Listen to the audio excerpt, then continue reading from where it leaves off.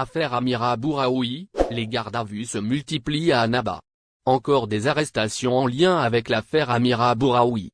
La liste des personnes mises en garde à vue ne cesse de s'allonger, depuis que la gynécologue et activiste politique ait pu quitter le territoire national en direction de la Tunisie, avant de s'envoler pour la France après avoir bénéficié de la protection du consulat de France à Tunis.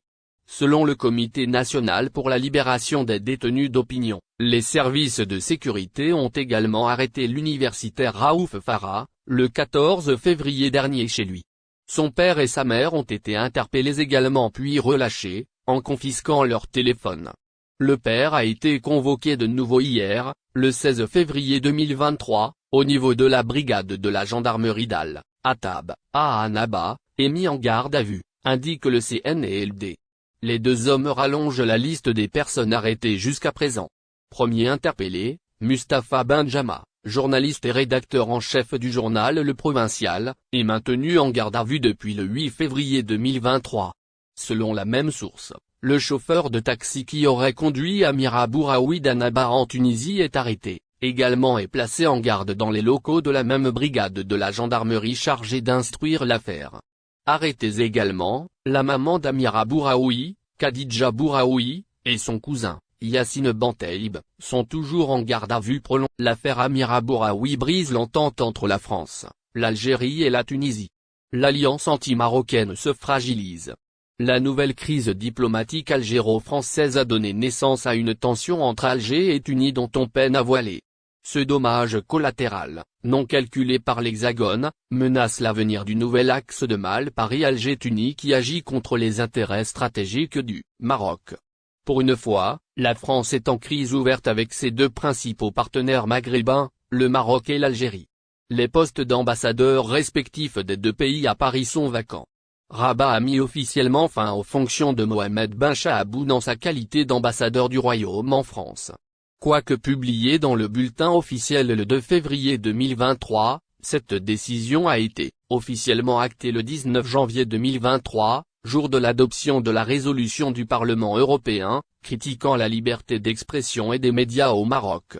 Lassane Adodad, président de la commission parlementaire mixte Maroc-Union européenne, UE, a nommément accusé l'eurodéputé Stéphane Sejourné, président du groupe Renouveau Europe depuis 2021, d'être l'artisan de la résolution votée par l'hémicycle européen.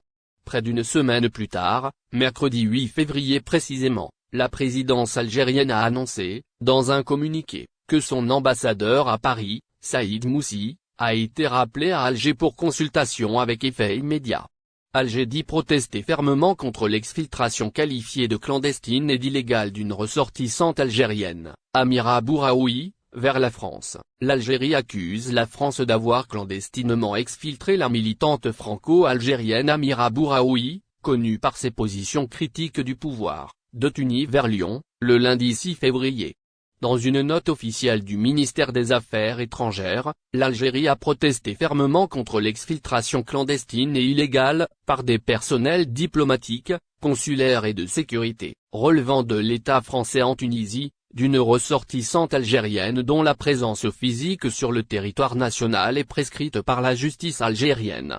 La junte militaire algérienne qui est passée par la voie officielle pour exprimer sa nouvelle montée d'humeur évoque la violation de sa souveraineté nationale et rejette ce développement inadmissible qui cause un grand dommage aux relations algéro-françaises.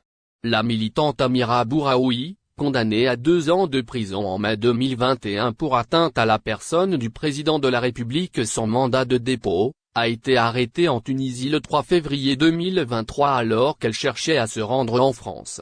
Libérée 3 jours après, elle a été conduite quelques heures à l'ambassade française. Elle reçoit toute l'aide souhaitée, mieux, on lui organise un vol à destination de Paris dans la soirée. Protection consulaire face à la colère d'Alger, la France a réagi à la fois avec calme et mépris. François Delmas, porte-parole du ministère des Affaires étrangères français, a déclaré « Je n'ai pas de commentaire sur cette situation individuelle autre que de rappeler que Madame Bouraoui est une ressortissante française, et qu'à ce titre, les autorités françaises exercent leur protection consulaire, ce que nous faisons pour tous nos compatriotes détenus. Il s'agit d'une mesure qui ne sort d'aucune manière de l'ordinaire. Le rappel de l'ambassadeur est une décision algérienne qui ne m'appartient pas de commenter.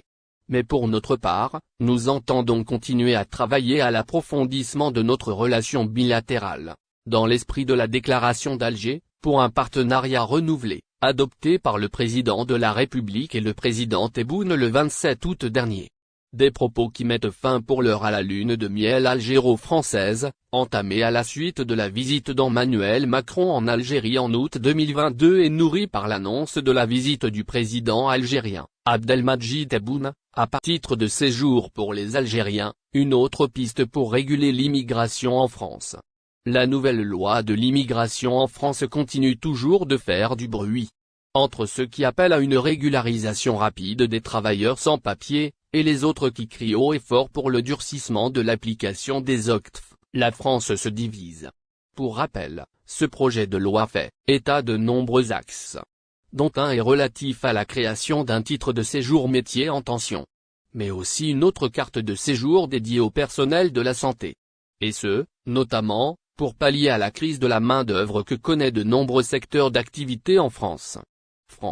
Un député plaide pour la création d'un titre de séjour à points dans ce sillage, l'idée de l'instauration d'un nouveau titre de séjour à points conforme aux principes du système canadien a été déjà abordée, le mois de novembre dernier, par plusieurs députés en France. Encore une fois, ce sujet refait surface sur la table des débats à l'Hexagone. En effet, c'est au tour du député de Renaissance, en l'occurrence Marc Ferracci, d'évoquer à nouveau le titre de séjour à points.